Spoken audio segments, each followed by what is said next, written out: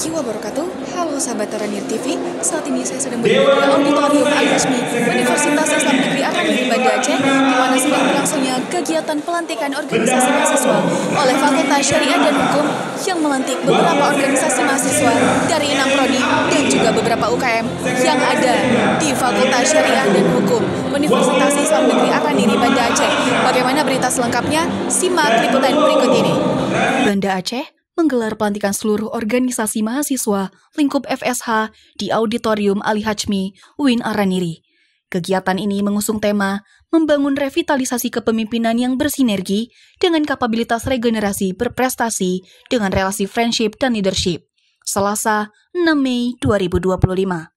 Ada 11 ormawa yang dilantik dalam momen ini, di antaranya Senat Mahasiswa Fakultas, Dewan Eksekutif Mahasiswa, Himpunan Mahasiswa Hukum Keluarga, Himpunan Mahasiswa Ilmu Hukum, Himpunan Mahasiswa Hukum Ekonomi Syariah, Himpunan Mahasiswa Hukum Pidana Islam, Himpunan Mahasiswa Hukum Tata Negara, Komunitas Peradilan Semu, Komunitas Menulis Kreatif, dan Syariah Automotive Solidarity. Dekan FSH, Profesor Dr. Kamaruzman MSH, dalam sambutannya menyebutkan organisasi mahasiswa merupakan pergerakan yang menjadi bagian dari sebuah proses. Ia berharap ormawa yang dilantik hari ini dapat bersinergi untuk menjaga citra fakultas.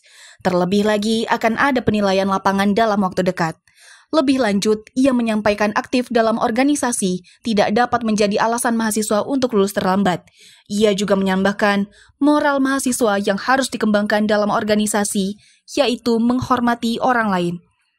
Di saat yang bersamaan, Dimas Andrean Tanjung, Ketua Panitia Pelantikan, menyebutkan pelantikan ini merupakan final dari serangkaian proses pemilihan pemimpin dan anggota ormawa yang telah dilalui.